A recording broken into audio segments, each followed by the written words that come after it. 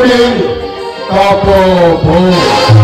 ভাই শঙ্করী তপোবন। হ্যাঁ, চেয়ে দেখো এই তপোবনে কত মণি বালক, কত মণি বালিকা, কত মণি ঋষিগণরাও রয়েছে।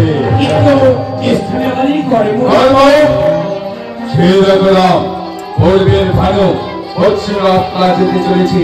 আমার আঙ্গিক কার্য করতে হবে সমাপন, তাই করে বৃক্ষ হয়ে কিছু পুষ্প চয়ন করে দেওয়া।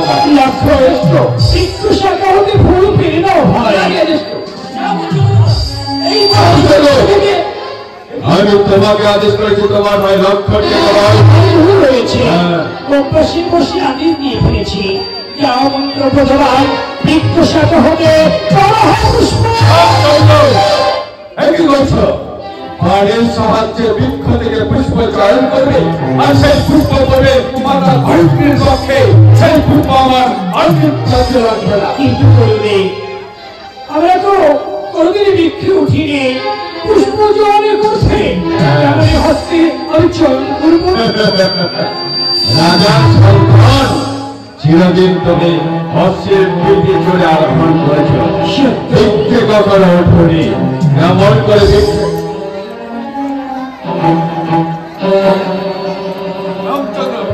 সেই দেখো ওই বৃক্ষের নিম্নভাগে একটি শেষ পত্রের খাদ্য রয়েছে।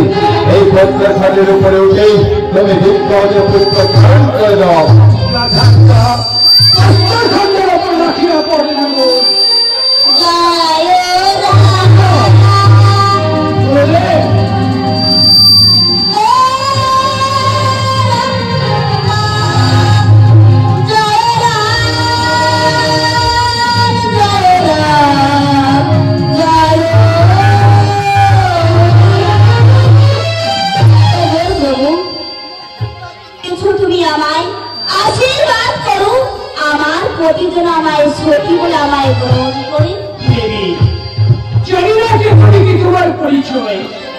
আশীর্বাদ জমি চেয়েছ, আমি তোমায় অবশ্যই আশীর্বাদ করবো। আমি তোমায় আশীর্বাদ করি তোমার প্রতি তোমায় সত্যি গ্রহণ করবে। তুমি গৃহে ফিরে যাও। তাই হলো যাবার আগে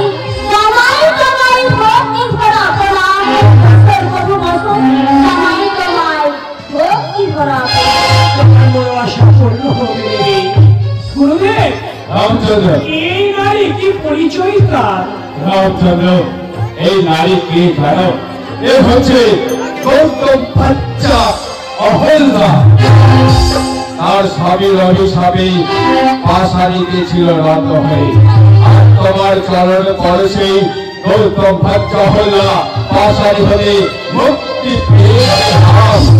তাই অহল্যা তার স্বামীর গৃহে ফিরে যাবার পরে তার বড় আশা তুমি পূর্ণ করো। তোমাকে দুটি ভাতাকে মানের মতন সাজিয়ে তারপরে ফিরে যাবে তার স্বামীর গৃহে।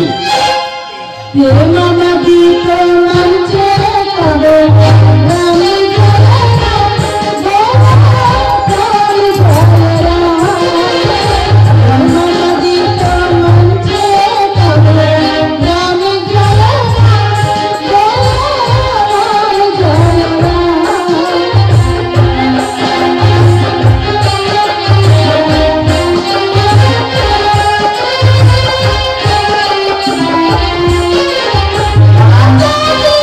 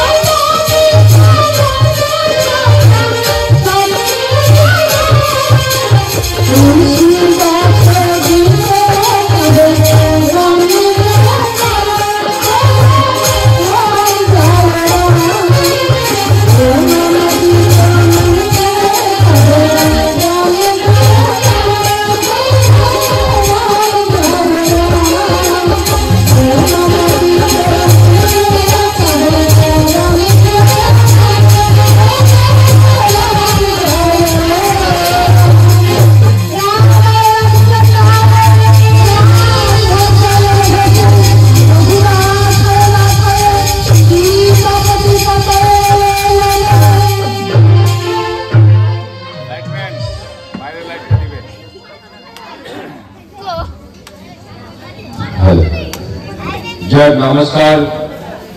কেউ চলে যাবেন না, নাটক আমাদের এখনো কিন্তু শেষ হয়নি, সবে মাত্র নাটকের মধ্যস্থলে, অর্থাৎ অর্ধেক নাটক হয়েছে, অর্ধেক নাটক এখনো বাকি রয়েছে।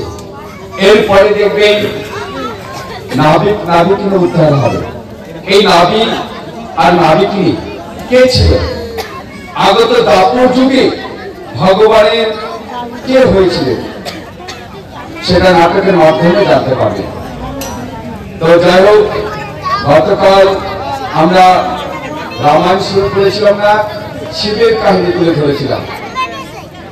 আমাদের সনাতন ধর্মের লোক সকলে জানি যে সতীকে 51 খণ্ড করা হয়েছিল, আর 51 খণ্ড 51 স্থানে পড়েছিল, 51টা জায়গায় তীর্থস্থান হয়েছিল, সেই জায়গাগুলো এখনো আছে। তবে আজকে আমরা রামায়ণ পর্ব তুলে ধরেছি, মহর্ষি বাল্মীকি রচিত রামায়ণ পর্ব আজকে আমরা আপনাদের সম্মুখে পরিবেশন করছি। তো যাই হোক, প্রথমবারে আর্থিক থালা গিয়েছিল আপনাদের সম্মুখে, আপনারা যে যা পেরেছেন দান করেছেন। এই সময় নাটকের মধ্যস্থলে আপনাদের সম্মুখে আমরা এই যে রাম লক্ষ্মণ দুই ভাইকে বসিয়েছি। এই আসুন সকল মায়েরা, সকল বাবারা, সকল দাদা ভাইরা এই সময় এসে রাম লক্ষ্মণ দুই ভাইয়ের উদ্দেশ্যে বিশেষ বিশেষ দান করে আমাদেরকে ধন্য করবেন। আপনাদের দান সহযোগিতা পেয়ে আবার আমরা পরবর্তী নাটকে ফিরে যাব। আসবেন মায়েরা, বুঝতে পেরেছেন তো মায়েরা? আমি বাঙালি আর বাংলা ভাষায় জানি, বাংলা ভাষা ছাড়া অন্য ভাষা জানি না। আসতে বলছে মায়েরা, আসতে হবে। দেখুন, আপনারা যতক্ষণ না আসবেন আমরা কিন্তু আসেন মায়েরা, আসেন মায়েরা বলতেই থাকবো। হ্যাঁ, হাসলে হবে না, টাকার দরকার। কারণ এই টাকার জন্য, দুটো পয়সার জন্য বাড়ি ঘর ছেড়ে, আত্মীয় স্বজন ছেড়ে এই ঠান্ডার মধ্যে এই স্কুলে এসে পড়ে আছে, তাই না? দুটো টাকার জন্য, সত্যি কথা। আর তাছাড়া আপনাদের কাছে যে 10, 20, 50 টাকা, 100 টাকা চাইছি কেন? আপনাদেরকে রাম নাম শুনি এখানে দেন। আমি সাধু মানুষ, আমাকে দিলে আমি নিয়ে নিব। ভগবান দেন। কি নাম দাদা? পবন মন্ডল। এই যে দাদা ভাই পবন মন্ডল আজকে রাম লক্ষ্মণ দুই ভাইয়ের উদ্দেশ্যে 20 টাকা দান করলেন। 20 টাকা